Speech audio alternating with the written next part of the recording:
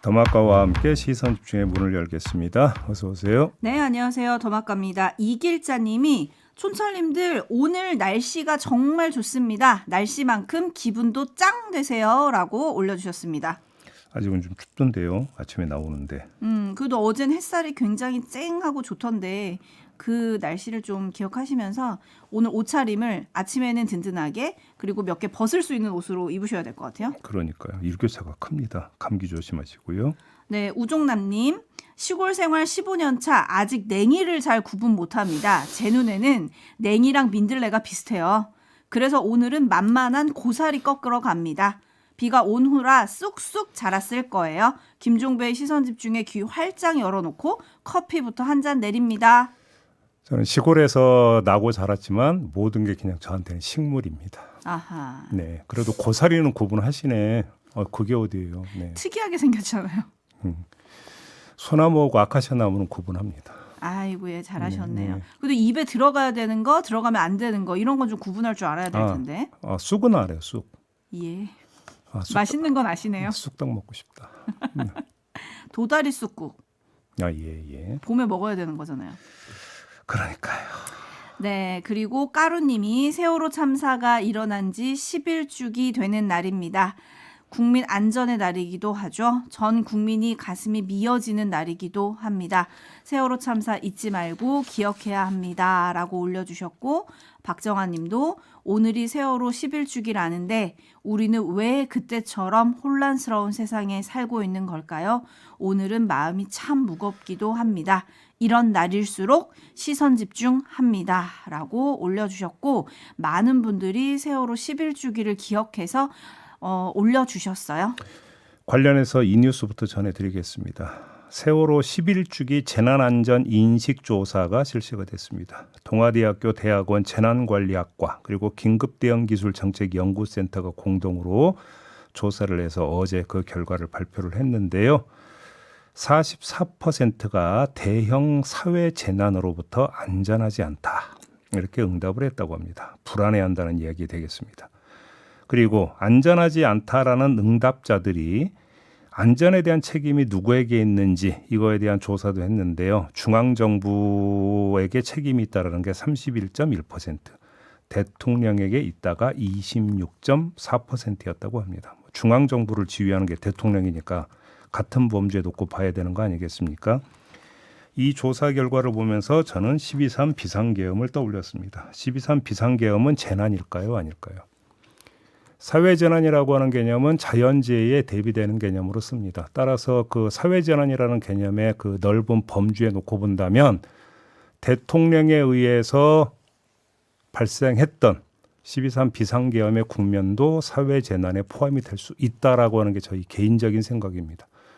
정치재난이죠. 그러니까 사회재난 아니겠습니까? 자, 국민의 안전에 책임이 있다고 지금 응답자들이 이야기를 하고 있는데 그렇게 안전을 책임지고 도모해야 되는 대통령이 사회재난에 해당이 되는 짓을 벌였다. 이 현실을 어떻게 받아들일 것인가. 저는 이것도 한번 생각해 봐야 된다고 생각합니다.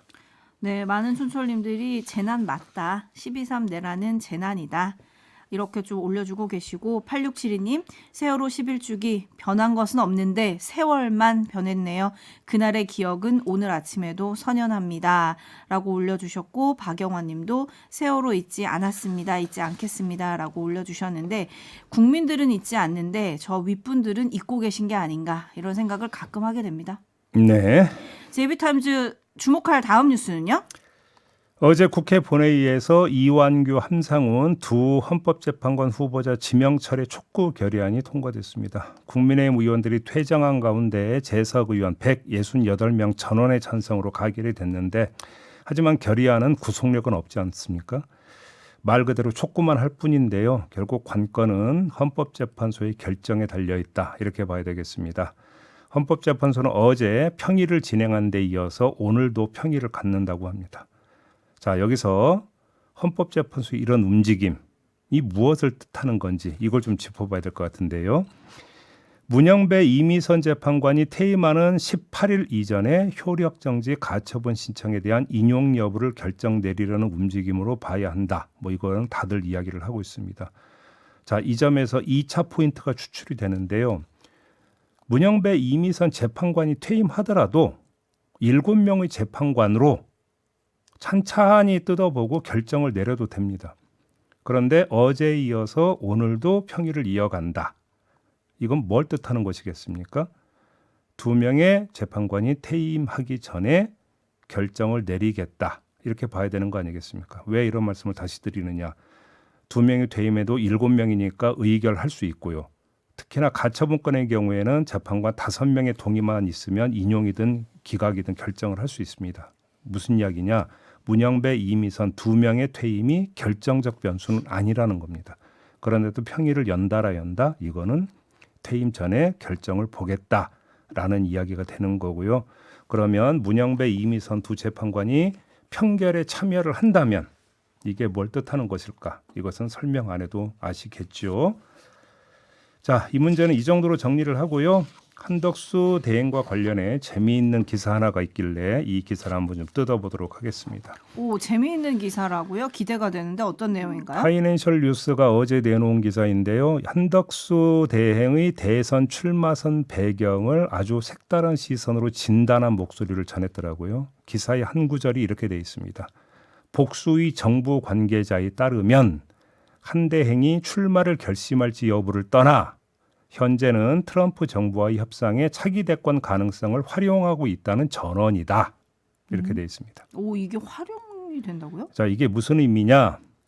협상력은 국내 정치적 입지가 상당한 영향력을 끼칠 수밖에 없으므로 한덕수 대행이 출마설을 활용해서 이것을 대미 협상에 힘을 끌어올리는 것으로 활용하고 있다. 이런 취지의 주장이 되겠습니다. 트럼프에게 나 이런 사람이야 라고 어필하기 위해서 출마설을 활용하고 있다. 이런 이야기가 되는 것이죠. 재밌지 않습니까? 평가를 좀 해봐야 될 것 같은데요. 왜냐하면 HBYI님은 지금 꿈보다 해몽이라고 보내주셨거든요. 자, 카운터파트인 트럼프의 말과 반응을 보면 평가가 금방 나올 것 같습니다. 자, 이미 이 자리에서 전해드린 바 있습니다. 한덕수 출마 얘기는 트럼프가 먼저 꺼냈습니다. 전화 통화를 하면서 통화 중에 대선에 나갈 것이냐고 트럼프가 물어봤다는 거 아니겠습니까? 이에 한덕수 대행이 여러 요구와 상황이 있어서 고민 중이며 결정한 것이 없다며 즉답을 피했다고 전해드린 바 있었습니다. 자, 여기서 한번 되물어 봅시다. 그럼 트럼프는 바보입니까? 자, 정부 관계자의 전언대로라면 트럼프는 한덕수 대행의 정치적 입지와 자신을 향한 협상력을 스스로 끌어올리도록 멍석을 깔아준 것이 되는 거 아니겠습니까? 그래서 되묻는 것입니다. 거기에 하나 더, 트럼프는 한덕수 대행과의 통화 직후에 SNS에 뭐라고 글을 올렸냐면 훌륭한 통화였다 라고 글을 올렸습니다. 이렇게 자평을 했습니다. 그러면 정말 트럼프는 천지분간도 못하는 바보냐 라는 이런 질문이 성립이 되겠고요. 그래서 바로 이 점을 뽑아내야 될 것 같습니다. 신박하다고 해야 할지 해괴하다고 해야 될지 모르겠습니다만 아무튼 저런 전언을 한 복수의 정부 관계자는 어디 소속일까요? 저는 이게 궁금합니다. 오호. 혹시 총리실 소속인가요? 알 길이 없습니다. 기사로는. 네. 토토로님이 트럼프가 당신에게 권한이 있는 건가요? 라고 물어본 것 같은데 꿈보다 해몽이 좋은 거 아닌가요? 라고 좀 물음표를 달아주셨고, 물프레님, 미국 이용하려다 미국에 잡아먹히는 건 아닌가요? 라는 걱정. 네오언니님, 논리가 좀 허술하고 빈약한 것 같은데요? 아니, 오늘 그 조간들이 일제히 일면에 올린 내용이 하나 있습니다. 트럼프가 한국을 최우선 협상 대상국으로 지정을 했다라는 겁니다. 다들 보셨을 것 같습니다. 그러면 이건 한국이 만만해 보여서 최우선 대상으로 올렸을까요? 아니면 껄끄러워서 최우선 대상으로 올렸을까요? 네? 한덕수 대행의 출마설이 나오고 있고 그래서 대미 협상력이 높아졌다면 한국을 최우선 협상 대상국으로 놓은 이유를 어떻게 이해를 해야 될까요? 이것도 연결이 되는 문제입니다. 네. 답은 제가 굳이 안 내려도 금방 나올 거라고 생각을 합니다. 네, 좋은 생각님이 이 정도면 한덕수 대행이 분명한 입장을 밝혀야 하지 않을까요? 라고 하셨는데 분명한 입장은 당분간 나오지 않을 것도 같으면서 또 하나 총리실에 따르면 어제 한덕수 권한대행이 광주에 있는 해 뜨는 식당, 저희도 한번 소개해드린 적이 있는데 그 어머님의 대를 이어받아서 15년째 1,000원짜리 밥상 네, 네. 기억하시죠? 네. 그 식당에 격려금하고 직접 작성한 편지를 보냈다는 거예요. 그래서 그게 또 언론에 많이 실렸던데 언론은 이걸 또 예정에 없던 이런 행보를 했다? 이거 역시 대권 행보 아니냐? 이렇게 또 해석을 하고 있긴 하더라고요. 네, 한덕수 대행 출마를 하면서 따라붙는 이유 중 하나가 호남 출신이다. 뭐 이런 점도 이제 뭐 보도에 나오고 있더라고요. 그러니까요. 어느 정도까지 호남 친화적이었는지는 잘 모르겠습니다만 아무튼 호남 출신이다. 이 점을 부각시키는데 그것과 관련돼 있는 겁니까? 없는 겁니까? 글쎄요. 물음표로 찍어두고 미국이 우리나라를 최우선 협상국으로 찍었다. 이거에 대해서 임금님기의 캔디님 원래 쉬운 일부터 해치우는 거 아닙니까? 라고 해주셨는데 근데 이런 해석이 맞다면 우리나라 정말 빨간불이 들어온 거 아닙니까? 그런 거죠. 오히려 우리 입장에서는 지금 시간을 벌어야 되거든요. 그러니까요. 그러니까 차기 정부가 출범할 때까지 그러니까 질질 끌면서 사실은 협상을 차기 정부로 넘기는 게 최선의 협상 전략이라고 전문가들이 입을 모으고 있는데 거꾸로 최우선 협상 대상국이 되어버렸다. 자, 이게 그러면 한덕수 대행 체제에서 지금 협상을 잘하고 있는 결과냐? 여기는 물음표가 찍힐 수밖에 없는 것이죠. 마지막 소명을 다한다고 했으니 한번 지켜보도록 하겠습니다. 제이비타임즈 다음 주목할 뉴스는요? MBC를 포함한 법조 영상 기자단이 있는데요. 어제 윤석열 전 대통령 사건을 심리하고 있는 서울중앙지법 형사비 25부에 신청서를 제출했습니다. 오는 21일로 예정된 2차 공판 때 법정 촬영을 허가해달라는 내용입니다. 기자단은 신청서에서 전 국민의 관심이 집중된 사건인 만큼 국민의 알 권리를 보장하고 전두환, 노태우, 박근혜, 이명박 전직 대통령 전례에 따라 이번 사건도 재판 전까지 공개해 주시기를 부탁드린다라고 밝혔습니다. 이번에는 법정 촬영 허가할까요? 그제 열린 재판에서 재판부는 신청서가 너무 늦게 제출돼서 불허한 것이라면서 다시 신청하면 검토해 보겠다고 밝혔다는 거 아니겠습니까? 허가 가능성은 있다고 봐야 되겠죠. 하지만 그것과는 별도로 짚을 점이 있습니다. 그러면 처음에 불허했던 그 이유가 정말 신청이 늦어서 불허했던 것이냐 이걸 좀 되짚어 봐야 될 것 같은데요. 자, 기자단이 신청서를 낸 게 11일이었습니다. 재판이 열린 건 14일이었습니다. 정리하면 3일 전에 신청서를 낸 건데 이게 늦었다라고 본 겁니다. 3일이라고 하는 어떤 시간은 뭐를 준비하기엔 너무 촉박했다. 이렇게 받기에 불허했다고 봐야 되는 거겠죠. 그러면 3일 갖고는 안 되는 촬영 준비가 도대체 뭘까를 한번 짚어봐야 되는 거 아니겠습니까?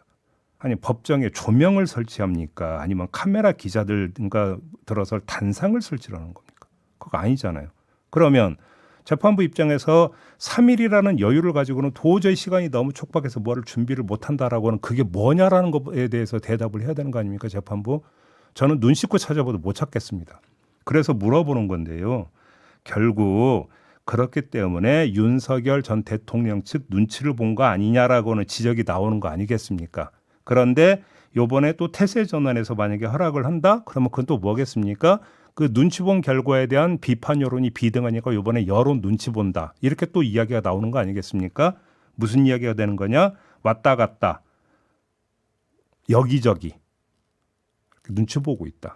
이런 평가를 안 할 수가 없다라는 것입니다. 네, 시냇가의 심은 나무님, 지기현 판사 시간까지 따졌어야죠. 3일인데 시간이 촉박하다뇨? 라고 좀 꼬집어 주셨고 3186님, 혹시 이번에는 너무 빨리 신청해서 안 된다고 할 수도 있지 않을까요? 네. 이렇게 불신이 좀 쌓여가고 있다. 역사적인 사진 촬영을 막지 마라. 이런 의견들이 많이 올라오고 있는데 국민의 알 권리 이번에 지켜질지 시선 집중하겠습니다. 제이비타임즈 다음 주목할 뉴스는요? 김성훈 경호차장이 어제 오후 2시에 전 직원 긴급 간담회를 소집해서 이달 안에 사퇴하겠다. 남은 기간 직무에 관여하지 않겠다라고 밝혔답니다. 이광우 경호본부장은 25일까지 장기 휴가를 낸 상태라고 합니다. 네, 연판장의 경호처 직원 700명 중에 530여 명이 서명을 했다. 이런 뉴스도 있던데 갑자기 사퇴를 말한 이유, 이 연판장 때문일까요? 뭐 그렇게 보는 게 상식적이겠죠. 하지만 자나깨나 불조심, 혹시 숨은 그림이 있는지 이것도 함께 좀 살펴봐야 될 것 같은데요. 이게 무슨 얘기냐면 자, 김성훈 차장의 사퇴 선언이 어쩌면 뒤처리 종결 선언일지도 모른다라는 가설을 제기하는 겁니다. 뒤처리 종결 선언? 지금 신수님께서 증거인멸 끝났나 봐요라고 올려주셨거든요. 바로 연관된 얘기인데요. 자신이 물러나면 경찰이 비화폰 서버에 어렵지 않게 접근할 텐데 바로 그 점 때문에 지금까지 버텼다고 봐야 되는 거 아니겠습니까? 일반적 관측이 그랬으니까. 그런데 이제 와서 나몰라라 하고 사퇴 선언을 한다? 이건 상상하기 어려운 일입니다. 주말에 이 퇴임한 윤석열 전 대통령을 찾아가 사복 입고 경호했던 충성심이 아주 높은 주인공 아니겠습니까? 그런 사람이 될 대로 되라. 이런 모드로 사퇴를 한다? 이거는 말이 되지를 않습니다. 따라서 경찰이 비화폰 서버에 접근해봤자 건질 게 하나 없도록 뒤처리가 다 됐기에 부담 없이 사퇴 선언을 한 것 아니냐라고 하는 가설을 제기를 하는 겁니다. 참고로 김성훈 차장은 경호처에서 통신 전문이었던 것으로 알고 있습니다. 네, 아름님이 이번 달 말고 당장 그만둬야 하는 거 아닙니까? 라고 올려주셨고, 구름님은 김성훈 차장 사퇴서만 내면 끝입니까? 사법 처리는 어떻게 되는 건가요? 라고 올려주셨거든요. 이제 그거는 이제 경찰과 검찰의 몫 아니겠습니까? 구속영장 또 신청하고 또 청구하는지 이걸 좀 봐야 되는 것이죠. 네, 경호처 내부에서는 즉각 사퇴하지 않고 시간을 왜 끄는지 납득하기 어렵다 이런 반응이 나왔다고 하는데 그냥 사퇴하겠다 이 입장만 받아들일 게 아니라 뒤처리가 정말 끝났는지 이게 확인할 방법이 없을 것 같긴 하지만 어쨌든 예의주시는 좀 해야 될 것 같아요. 확인할 방법은 압수를 해가지고 분석을 해봐야 이제 확인이 최종적으로 되는 거 아니겠습니까? 그렇죠. 네. 써니님 이런 자를 지금까지 두다니 수사기관이 더 문제 아닙니까? 라고 좀 꼬집어 주셨거든요.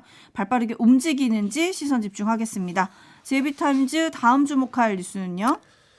경제정의 실천 시민연합 경실련이 국회의원들의 부동산 보유 및 종부세 실태를 분석해서 어제 그 결과를 내놨는데요.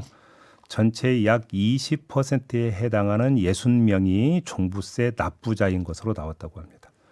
전체 국민의 어떤 그 종부세 납부자, 그러니까 전체 국민 가운데 종부세 납부자가 차지하는 비율이 1.8%이니까 그것보다 약 11배 높은 수치다. 이렇게 보면 되는 것이죠.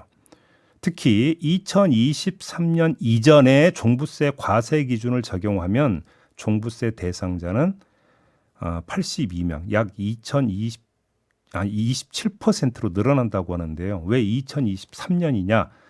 윤석열 정부가 그해에 종부세 기본공제액을 6억에서 9억으로 그다음에 실거주 1주택자의 기본공제액도 11억에서 12억으로 완화해졌기 때문입니다.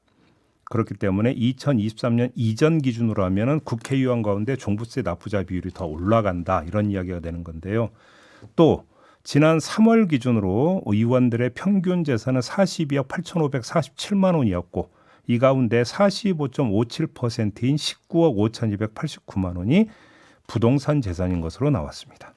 네, 많은 촌철님들이 한숨 올려주고 계신데 국회에 부동산 부자가 많네요. 자, 여기서 따라붙는 지적이 뭐겠습니까? 이해충돌 소지 아니겠습니까? 땅 부자, 집 부자 의원들이 부동산 세제를 주무르면 어떻게 되느냐는 이런 어떤 질문이 당연히 묻는 거 아니겠습니까? 그래서 문득 궁금해지는데요. 종부세 대상 의원들의 종부세 범위를 넓혀서 부동산 관련 발언과 입법안을 조사하면 어떤 결과가 나올지 참으로 궁금하다.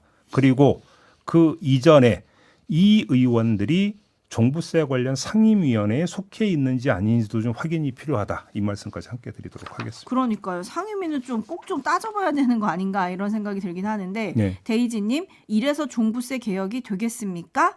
윤영기님 이래서 종부세를 폐지해야 한다고 했군요. 린주님 이러니 종부세를 없애지 못해 안달이었군요. 자신의 이해와 상충되는 법을 없애려고 애쓰는 자들이었나 봅니다. 라고 좀 꼬집어 주셨는데 정말 그랬는지 이거 좀 분석하는 보도가 추가적으로 나오면 좋겠네요. 그러니까 일단 그 종부세 대상이 되는 의원들의 명단을 먼저 정리를 한 다음에 어느 상임위에 속해 있는지 어떤 입법안 발의했는지 어떤 발언했는지 차례차례 따져가면 금방 드러나는 거 아니겠습니까? 후속 그러니까 숙제가 이제 던져졌다 이렇게 정리를 하면 될 것 같습니다. 네, 오늘도 소통해주신 분들에게는 커피 쿠폰 그리고 쌀 보내드립니다. 네, 마무리하겠습니다. 더마카 수고하셨고요. 고맙습니다.